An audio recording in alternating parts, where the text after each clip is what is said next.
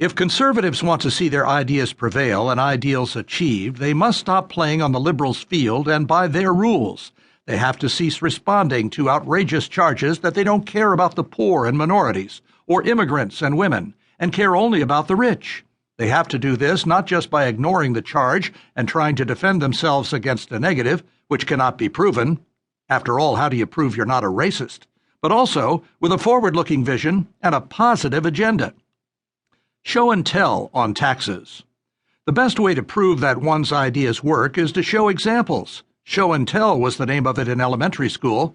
We conservatives don't care about the poor. We do, and we must start featuring in our speeches, our conversations, and our writings examples of people who once were poor but now are self-sufficient, even prosperous, because they embraced values that work, such as staying in school, not having children out of wedlock, rejecting drugs, and being honest and hardworking. A light must be turned on in every head, exposing the lie that the government is supreme and you can't do anything for yourself, and that if you do something to better yourself, you will be taxed and regulated to death. The lie about lower taxes favoring only the rich has been disproved by many conservative thinkers, but it rarely breaks through the filter of the big media.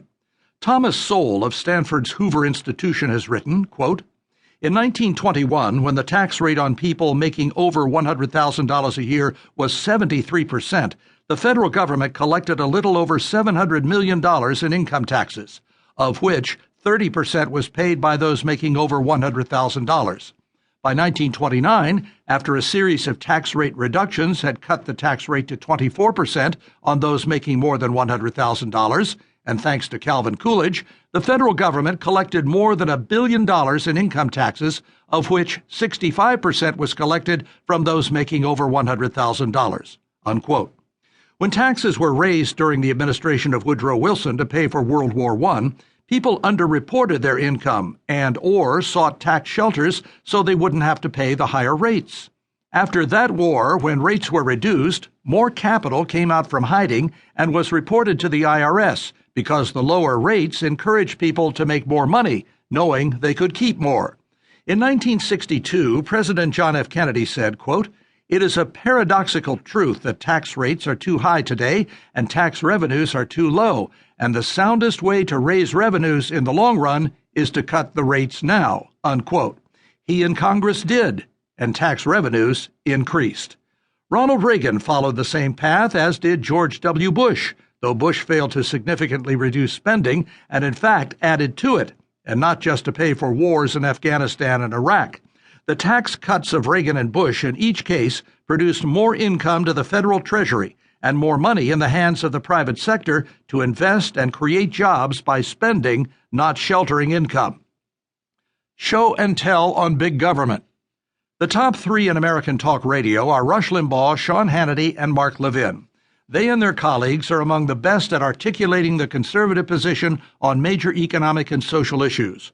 Notice I didn't say the Republican position, but the conservative position. There's sometimes a difference. On March 8, 2013, Rush talked about how the left's tactics never change and how they too often browbeat Republicans into submission with the same old message of fear they've used since the 1930s. On one of his radio programs, Limbaugh made the case I'm making here. He replayed some sound bites he had used before of Democrats using the same language, what he called fear-mongering. They had used the same language during a 1995 debate over welfare reform. The same words, Groundhog Day again. The Democrats warned of disaster, people starving, homelessness, no health care or job loss. Sound familiar? For the left, it's always about expanding the size and cost of government, though a fair and objective look at government and how it has failed to solve the problems it is asked to solve should lead us to conclude, as Ronald Reagan said, that government isn't the answer, government is the problem. The left promises lower health care costs if government runs health care, but as Limbaugh asked those who put their faith in government, quote, "Is health care more expensive or less? Is health care more affordable or less? Is health care insurance more affordable or less? Is health treatment, is it more available or not? Is it better? Are you able to get treated when you're sick? Are you able to pay for it? Does your insurance cover it?"